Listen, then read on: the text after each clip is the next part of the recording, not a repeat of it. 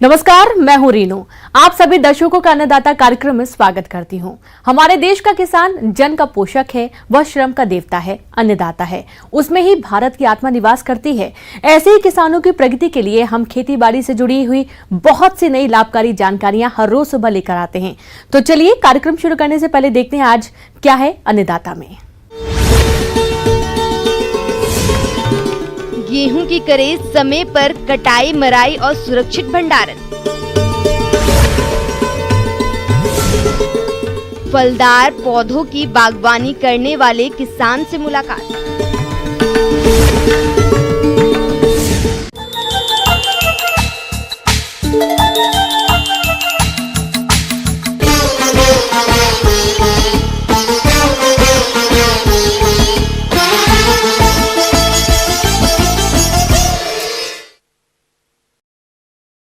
किसान भाइयों, गेहूं की कटाई मराई का काम जोरों से चल रहा है और जैसा कि किसान गेहूं की फसल बड़ी मेहनत से तैयार करते हैं, ऐसे में कटाई, मराई और भंडारण के समय भी किसानों को विशेष ध्यान देने की जरूरत है ताकि फसल के उत्पादन का अच्छा बाजार मूल्य मिल सके। तो गेहूं की कटाई, मराई और भंडारण किस प्रकार से करें, इस बारे में जानकारी दे रहे हैं कृषि विज्ञान केंद्र बानसूर के विषय विशेषज्ञ BL ओला।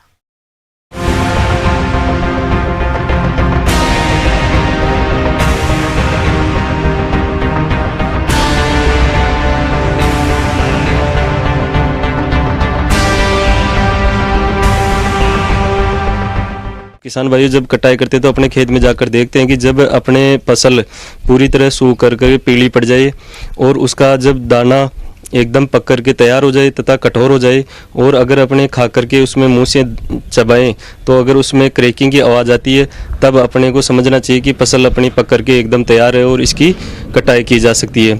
समय पे कटाई करने से अपने को जो बाली है उसके दाने छिटक करके बिखर जाते हैं, वो नुकसान होता है, उससे अपने को बचाया जा सकता है। तो इस प्रकार से किसान भाई अपने खेत में जा करके फसल की अवस्था को देख करके उसकी पकाव को, दाने का जो उसको कठोर अवस्था उसको देख करके चेक करके कटाई कर सकते हैं। अक्सर देखने में आता है कि किसान भाई कड़ी मेहनत करके गेहूं की फसल तैयार कर लेते हैं और जब समय आता है कटाई का तो उनके सामने मजदूरी ना मिलने की समस्या आती है, जिसकी वजह से फसल की कटाई में देरी होती है और फसल के नुकसान होने की संभावनाएं रहती है। इस समस्या का समाधान है मशीनों से फसलों की कटाई, गहाई करना। इससे कम समय में आसानी से बड़े क्षेत्र में गेहूं फसल की समय पर कटाई हो जाती है। इसकी कटाई के लिए किसान भाई आजकल जो बाजार में अच्छी दराती आ रही है उसके द्वारा कटाई कर सकते हैं। इसी प्रकार जैसे हमने देखा कि किसान भाइयों के जिन गांवों में किसान मजदूर उपलब्ध नहीं है, वो किसान भाई अगर आदमियों के बजाय अगर मशीनों के द्वारा अगर कटाई करवाते हैं तो उससे अपने जो हार्वेस्टिंग के टाइम नुकसान होने वाला उससे बचाया जा सकता है। इसके ऊपर जैसे जो रीपर आती है, जो कटाई करने की मशीन आती है, जो पावर ऑपरेटेड भी होती है और ट्रैक्टर के द्वारा लगी ऑपरेटेड भी होती है, उसके द्वारा रीपर के द्वारा अगर कटाई करवाता है किसान भाई तो उससे क्या है, एक तो कम समय में कटाई हो जाती है। कम समय में कटाई होने से जो अपना अनाज ज़्यादा सूखेगा नहीं और जो उसमें जड़ने के चांस कम रहते हैं, तो अपने को उस जो जड़ने वाले नुकसान से हैं, जो दाने बिखर जाते हैं, उनको बचाया जा सकता है। इसी प्रकार जिनके बहुत ही ज़्यादा बड़ी ज़मीन है, बड़े काश्तकार हैं, उन किसान भाई को तो जो कंबाइंड हार्वेस्टर आता है उसके द्वारा कटाई करवानी चाहिए ताकि साथ में कटाई भी हो जाती है और साथ ही साथ उसमें थ्रेसिंग भी हो जाती है। तो उससे भी उसको आराम से कम बिना नुकसान किसी प्रकार के आसानी से हार्वेस्ट करके अपने को घर पे समय पे इकट्ठा कर सकते हैं ताकि अगर मौसम भी खराब हो तो उससे तुरंत अपनी फसल को बचाया जा सके। फसल की कटाई और गहाई में थोड़ी सी सावधानी रखकर किसान दुर्घटनाओं और खाद्यान्न के नुकसान से बचाव कर सकते हैं। कटाई के बाद फसल को एक ही जगह एकत्रित ना रखें और रेलवे लाइन, सड़क तथा बिजली लाइन से दूर रखें। खेतों में बीड़ी, सिगरेट का सेवन ना तो खुद करें और दूसरों को भी रोकें। आग जलाते वक्त भी सावधानी बरतना जरूरी है क्योंकि एक मामूली सी चिंगारी हजारों एकड़ को चंद मिनटों में राख कर सकती है। मशीन का पतलाना 90 सेंटीमीटर लंबा तथा 45 सेंटीमीटर ढका होना चाहिए। ऐसी मशीन का इस्तेमाल करें जिसमें कटाई वाली फसल स्वतः ही अंदर चली जाए।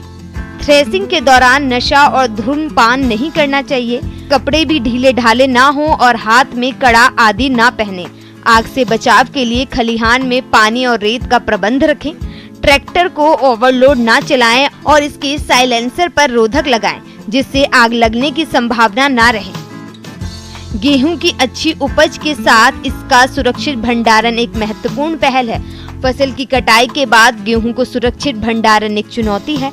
हालांकि अनाज का भंडारण किसान सदियों से करता चला आ रहा है, किंतु फिर भी लाखों टन अनाज हर वर्ष खराब हो जाता है। गेहूं भंडारण की प्रक्रिया कटाई के साथ ही शुरू हो जाती है।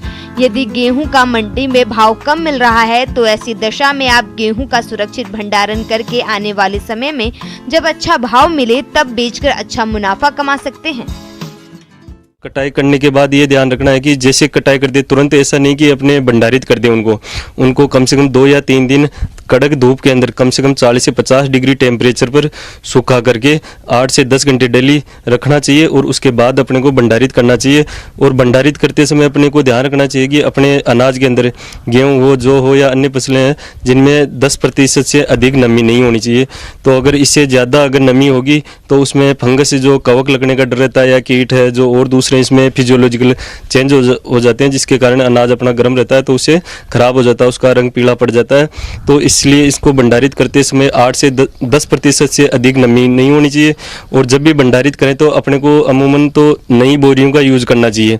लेकिन जिन किसान भाइयों के पास पुरानी बोरियां हैं और वो सही है, फटी हुई नहीं है, तो उनको पहले उसमें मेलाथियन 50% के पाउडर से पानी में घोल बना करके उसको रख करके उसमें धो करके बाद में सुखा करके अच्छी तरह उन बोरियों के अंदर बनना चाहिए, ताकि उसमें लगने वाले जो फंगस या कीड़े हैं उनसे अपने अनाज को बचाया जा सकता है। और जहाँ भी अपने को अनाज को भंडारित करना है वो कमरा एकदम उसका जो फर्श है प्लेन होना चाहिए, पक्का होना चाहिए। अगर उसमें किसी प्रकार का कोई गड्ढा नहीं होना चाहिए, नहीं तो उसमें जब धोते हैं या पानी भर जाता है तो उससे अपना अनाज खराब होने के चांस रहते हैं। उसकी दीवारों को भी अपने को फ्यूमिगेशन या जो अपना मेलाथियन 50% वाला आता है, जिसका 1:100 के रेशियो में 3 लीटर पानी को पर 100 स्क्वायर मीटर के एरिया के हिसाब से उसको ट्रीट करके उन दीवारों को और फर्श को अपने उसमें ट्रीटेड करना चाहिए, ताकि किसी प्रकार की फर्श और दीवारों से फंगस नहीं लग सके। और साथ ही साथ इनमें दीवारों में या फर्श में किसी प्रकार के क्रैक नहीं होने चाहिए। इससे भी अपना अनाज जो नुकसान होता है भंडारित करने में उसको बचाया जा सकता है। जहाँ दीमक लगने की चांस हो उस जगह भी अपने को भंडारित नहीं करना चाहिए। और इस प्रकार के अगर जो अपने इन फ्यूमिगेशन होता है फोस्पिन के द्वारा, उसके अपने अनाज को उसे फ्यूमिगेशन के द्वारा भी कंट्रोल कर सकते हैं। जो सेल फोस आती है उसकी 2 गोलियां प्रति 10 क्विंटल या 1 टन के हिसाब से रख करके अपने अनाज को सुरक्षित रख सकते हैं। और जहाँ जिन मकान में या कमरों में चूहा लगने का डर रहता है उसमें जिंक फॉस्फाइड की गोलियां रख करके भी अपने अनाज को आराम से सुरक्षित बचाया जा सकता है। किसान भाइयों, अब लेते हैं एक छोटा सा ब्रेक, जल्द लौटेंगे।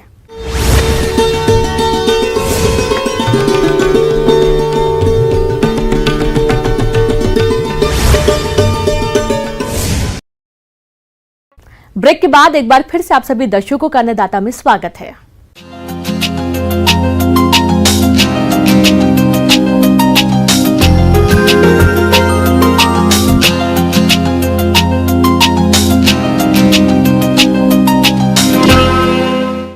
अपने देश के कई किसान खेती के साथ साथ बागवानी करते हैं, जिससे उनको अधिक मुनाफा हो रहा है, क्योंकि पौधों के बीच खाली पड़ी जमीन पर अन्य फसलें लगाकर अतिरिक्त लाभ लिया जाता है।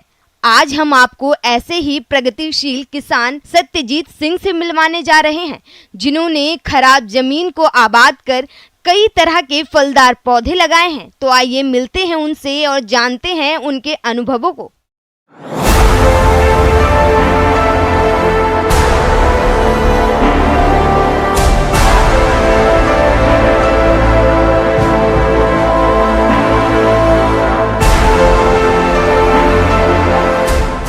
हम लोगों ने जहाँ पे ये अमरूद, आम ऐसे 28 प्रकार के फलदार वृक्षों का वृक्षारोपण किया है, पौधारोपण किया है।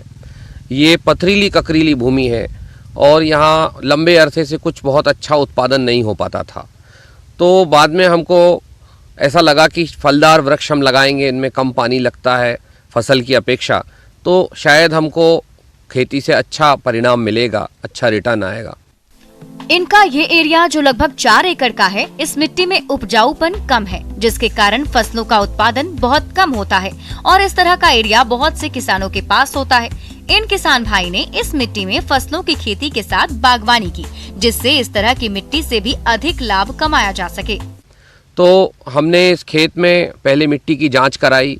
मिट्टी की जांच कराने के बाद हमने देखा कि इसमें कौन कौन से मैक्रो न्यूट्रिएंट और माइक्रो न्यूट्रिएंट्स की कमी है और कौन से पोषक तत्व हैं। उसके बाद ये निश्चित किया गया कि हमको बहुतायत में यहाँ अगर अमरूद लगाते हैं, नींबू लगाते हैं, तो वो उसके लिए बड़ी सकारात्मक भूमि है। तो इसके पश्चात हमने यहाँ पे हमारे ट्रैक्टर से पीछे ड्रिल लगा के गड्ढे किए और जून के महीने में लगातार हम गड्ढे करते रहे। पूरे खेत में हमने मई और जून में गड्ढे किए। तो गड्ढों का आकार कम से कम 2 फीट बाई 2.5 फीट का होना बहुत आवश्यक है और उसमें अच्छे किस्म की मिट्टी गोबर के खाद के साथ भरी जाए। पहले हमने कंडों को डाल दिया, उनको जला दिया। कंडों को डाल के उसमें हमने बोडेक्स मिक्सचर डाला और बाकी हमने उसका जिसको बोलते हैं ना ट्रीटमेंट किया। बागवानी से पहले रेखांकन और गड्ढा खोदना बहुत ही जरूरी कार्य होता है, तभी आपको अच्छा बाग मिलेगा। गड्ढा खोदने का कार्य आमतौर पर जब अधिक गर्मी होती है तभी किया जाना अच्छा रहता है। इन्होंने ये कार्य गर्मी में ही किया है। बारिश का मौसम चालू हुआ तो पौधशालाओं को हमने पहले तलाश लिया था कि कहाँ कहाँ कौन सी पौधशालाओं में अच्छे पौधे उपलब्ध हैं। तो हम अमरूद के शासकीय नर्सरी से अमरूद के पौधे लेके आए। लगभग 650 अमरूद के पौधे हमने यहाँ लगाए हैं और फिर विभिन्न प्रकार के पौधे लाए, जिसमें आम की किस्में, उसमें अंजीर, शहतूत, चीकू, मुनगा और कुल मिला के 28 तरीके के वृक्ष हमने यहाँ पे लगाए। और रोपण के पहले जो हम आजकल नर्सरी में आपने देखा होगा पॉलीथिन में पैक होके आते हैं पौधे, वो पॉलीथिन निकाल दी जाए, उसकी जड़ों को साफ़ सुथरा कर लिया जाए। उसकी मिट्टी में अगर सूखी हुई है तो उसको एक दिन पहले पानी देके उसको उसमें नमी की मात्रा बढ़ा ली जाए। और खरपतवार का नियंत्रण अगर आप अच्छे से कर लेंगे तो अधिकतम पोषक तत्व आपको पौधे को मिलेगा और खरपतवार उस पोषक तत्वों को नहीं ले जा पाएगा। जो पौधों का आकार उसका आगे बढ़ते समय उसकी सीधे बढ़ाए, उसकी शाखाएं निकले नियंत्रित रूप से, उसके लिए उसकी लगातार कटिंग, छटाई और बांस का बांधना ये एक बड़ा महत्वपूर्ण विषय होता है, जिसमें तेज़ हवा चलने पर भी हमारा पेड़ झुके नहीं, सीधा आगे बढ़े, उसकी शाखाएं, उसका तना जो है वो मोटा हो और उसके फलों को संभाल सके। तो उसका पूरा प्रबंधन अपने आप में एक वैज्ञानिक तरीके से हमने यहाँ पे करके रखा है। साथ में जब आप देखिए दीमक लगती है तने के ऊपर, उसके लिए बोडो पेस्ट, बोडो मिक्सचर का हमने यहाँ प्रावधान रखा है। हालांकि अभी हमारे पेड़ों में ऐसी कोई समस्या नहीं आई है, लेकिन ये सारी तैयारियाँ एक फसल जो पौधों को लगाते हैं, उद्यानिकी करते हैं, फलदार वृक्ष लगाते हैं, उनको इस तरीके का प्रबंधन जरूर रखना चाहिए। हमारे फल अलग अलग समय पे अपना उत्पादन देंगे। जैसे अंजीर में फल आना चालू हो गए हैं, आम में चालू हो गए हैं, चीकू को लगभग 2 साल लगेगा, अन्य जो हमारे मुनगा है वो इसी साल फलने लगेगा। ऐसे लगभग 4 साल के बाद हमारे सारे फल जो वृक्ष हैं वो फल देने लगेंगे। इस एरिया में इन्होंने कई तरह के फल वृक्षों को लगाया, जिसमें आम, अमरूद, कटहल के अलावा कई देसी फसलों के पेड़ हैं और इन पेड़ों के बीच में इंटरक्रॉपिंग भी इन्होंने किया है। पौधे की दूरी और लाइन से लाइन की दूरी हमने 5 मीटर और 1.5 मीटर ऐसी निश्चित करके रखी थी और उसी दूरी पर हमने प्रत्येक पेड़ को लगाया है। और इसके बीच में हमने अंतर्वर्ती फसल भी लगाई है, जिसमें गेहूं है, धनिया है। इसके पहले जो हमने फसलें ली थी वो हमने मक लिया था, तिली ली थी और ये मक और तिली ये भी बहुत अच्छा उत्पादन हुआ था, उनके अच्छे पौधे बने थे। और कारण यही था कि हमने इस दूरी का एक नियंत्रण रखा था, फसल में पौधे से पौधे की दूरी और पेड़ से लाइन की दूरी। जैसे कि अनार की जो वैरायटी है हमारी, उसमें ढोलका और काबुल 2 वैरायटी के हमने अनार लगाए हैं। पंत लेमन लगाया है हमने और शहतूत में हमने मोरस अल्बा नाम की एक बहुत अच्छी प्रजाति है शहतूत की, वो लगाई है। और हमने डेजर्ट किंग नाम का जो अंजीर है वो वैरायटी लगाई है। कीनू में हमने काशी और दार्जिलिंग लगाया है। तो ऐसा हमने प्रयास किया है कि विभिन्न किस्म और प्रजातियों के पेड़ जो कि रोग प्रतिरोधक क्षमता वाले हैं, अच्छा फल देते हैं और अच्छा उत्पादन देते हैं। कुछ विलुप्त होती प्रजातियों को भी लगाया है, जैसे कि मकोए काफ़ी अच्छा छोटे आकार का फल होता है, बहुत जामुन से छोटा रहता है, काले रंग का फल होता है, खट्टा मीठा लगता है। और करौंदा, जो स्थानीय करौंदा है, वो भी हमने लगाया है यहाँ पे। वो भी कैल्शियम और विटामिन सी से रिच होता है। और इसमें कीनू हमने एक पेड़ लगाया है जो संतरे का छोटा रूप होता है। और वो उसके पीछे कारण ये लोग जाने समझें कि ऐसी कौन सी वैरायटीज़ थी हमारी पुरानी जिनको हमने खो दिया है, और फिर से वो वैरायटी हम लगा के वापस उन पोषक तत्वों को कैसे प्राप्त कर सकते हैं। इन फल वृक्षों में पोषक तत्वों की जरूरत को पूरा करने के लिए जैविक खादों का ही अधिक प्रयोग कर रहे हैं, जिससे मिट्टी का सुधार हो रहा है और आगे उपज की क्वालिटी भी अच्छी होगी। यहाँ पे जो हमारा प्रबंधन रहा उसमें हमने, जैसे आप अमरूद है तो अमरूद में विल्ट लगता है, या हम कहें कि आम है तो आम में रेड रस्ट लगती है, और हमने जो कटहल लगाए हैं तो कटहल में मिलीबग लगता है। तो इन सब चीज़ों को ध्यान में रखते हुए हमारे जो आसपास के क्षेत्र के महिलाओं के समूह हैं उनको हमने तैयार किया कि आप कैसे खरपतवार को नींदोगे, किस तरीके से हमको कब कौन सी दवा डालनी है। और अभी तक हमने 1-1.5 वर्ष के हमारे वृक्ष होने को आए हैं, हमने बिल्कुल भी इसमें किसी भी प्रकार के रासायनिक तत्व का उपयोग नहीं किया। हमने हमारा जो यहाँ का प्रबंधन है पौधों का, उसमें पूरी तरीके से ऑर्गेनिक प्रबंधन रखा है। बायो डिकम्पोज़र का उपयोग करते हुए गोबर के खाद को हमने डिकम्पोज किया है, और केंचुआ खाद का उपयोग किया है, गौमूत्र का उपयोग किया है। 1.5 वर्ष में हमने अभी तक किसी भी प्रकार के रसायन का उपयोग हमारे इस पौधशाला में नहीं किया है। और अभी वर्तमान में वेंचुरी के माध्यम से हम बायो डिकम्पोज़र और बाकी जो हमारे केंचुआ खाद के साथ जो केंचुए का रस निकलता है उसको साफ करने के बाद वो भी हम डालने वाले हैं। शासन की जो विभिन्न योजनाएं हैं उद्यानिकी के लिए, फलदार पेड़ों के लिए, उनका लाभ किसान उठा सकते हैं, और किसानों को उसका लाभ उठाना चाहिए, आगे बढ़ना चाहिए और प्रकृति को समृद्ध करना चाहिए, और किसान इस काम को बखूबी कर सकता है। आगे और भी है खेती बाड़ी से जुड़ी बहुत सी रोचक जानकारियां।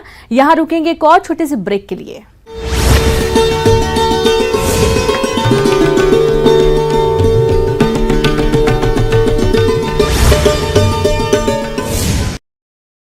ब्रेक के बाद एक बार फिर से आप सभी दर्शकों का अन्नदाता कार्यक्रम में स्वागत है।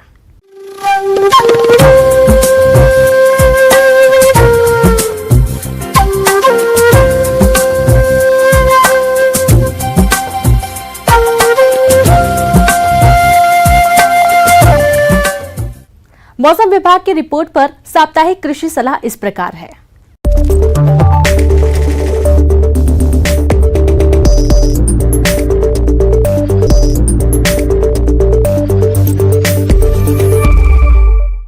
ग्रामीण कृषि मौसम सेवा, भारत मौसम विज्ञान विभाग, रेप सीड मस्टर्ड, राष्ट्रीय अनुसंधान केंद्र सेवर, भरतपुर द्वारा भेजे गए मौसम पूर्वानुमान रिपोर्ट के आधार पर आने वाले दिनों में वर्षा की कोई संभावना नहीं है। अधिकतम तापमान 44 डिग्री सेल्सियस और न्यूनतम तापमान 22 से 24 डिग्री सेल्सियस रहेगा। ऐसे में इन क्षेत्रों के किसान भाइयों को सलाह दी जाती है कि सब्जियों में आवश्यकता अनुसार सिंचाई करें, कद्दू वर्गीय सब्जियों की बुआई करें, ग्रीष्मकालीन भिंडी की बुआई करें। भिंडी में अंकुरण जल्दी करने के लिए 24 घंटे भिगोने के बाद बीज की बुआई करें। खेत खाली होने पर जायद की सब्जियां लगाएं। अगले दिनों में वर्षा की कोई संभावना नहीं है। यदि फसल पक गई है तो रबी फसलों की कटाई कर लें। फसल भंडारण के लिए धूप में अच्छी तरह से सूखे हुए बोरों का प्रयोग करें। जायद मूंग की उन्नत किस्मों जैसे IPM 2-3, PDM 139 एवं SML 668 की बुआई करें। फल और तना विधक के नियंत्रण के लिए इमामेक्टिन बेंजोएट 5 की 250 ग्राम मात्रा प्रति हेक्टेयर की दर से 600 से 700 लीटर पानी में घोल बनाकर छिड़काव करें। जानवरों को दिन के समय छाया में बांधें और पशुओं के संपूर्ण पोषण के लिए प्रतिदिन 40 से 50 ग्राम खनिज लवण अवश्य दें।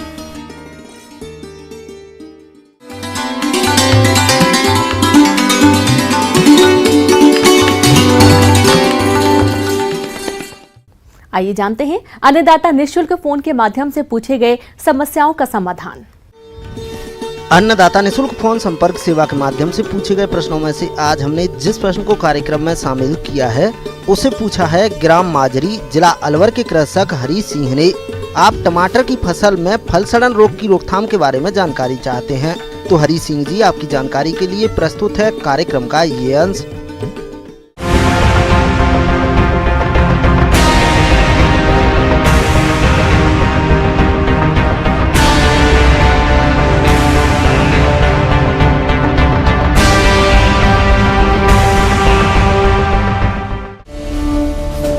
किसान भाइयों, टमाटर का उपयोग फल अक्सर जमीन पर गिरकर सड़ जाते हैं और ये सड़े हुए फल रोगजनक और फफूंद की वृद्धि कर संक्रमण को और बढ़ाते हैं।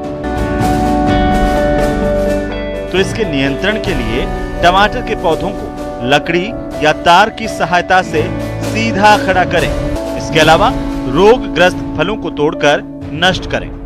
किसान भाइयों, फल सड़न रोग के रासायनिक नियंत्रण के लिए मैंकोजेब या कॉपर ऑक्सीक्लोराइड दवा 2.5 ग्राम प्रति लीटर पानी के हिसाब से घोल बनाकर छिड़काव करें।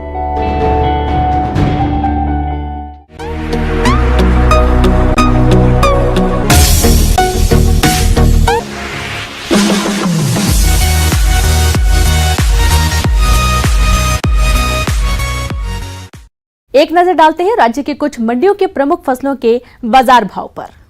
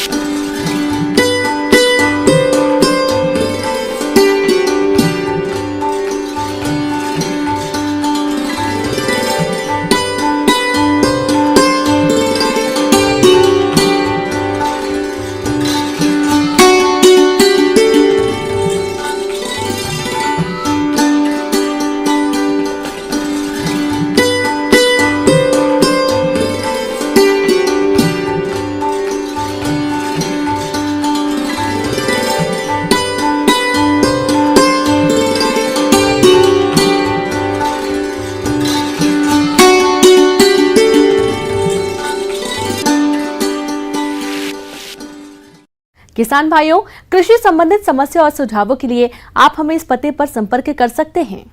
प्रोड्यूसर अन्नदाता, news 18 Rajasthan, Ramoji film city, Hyderabad 501512। साथ ही आप हमें ईमेल भी कर सकते हैं। हमारा ईमेल है p18annadatarajasthan@nw18.com।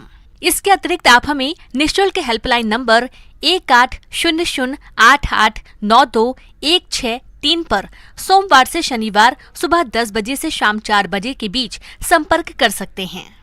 अब समय हो रहा है आपसे विदा लेने का। कल फिर मुलाकात होगी कृषि से जुड़ी महत्वपूर्ण जानकारियों के साथ। नमस्कार।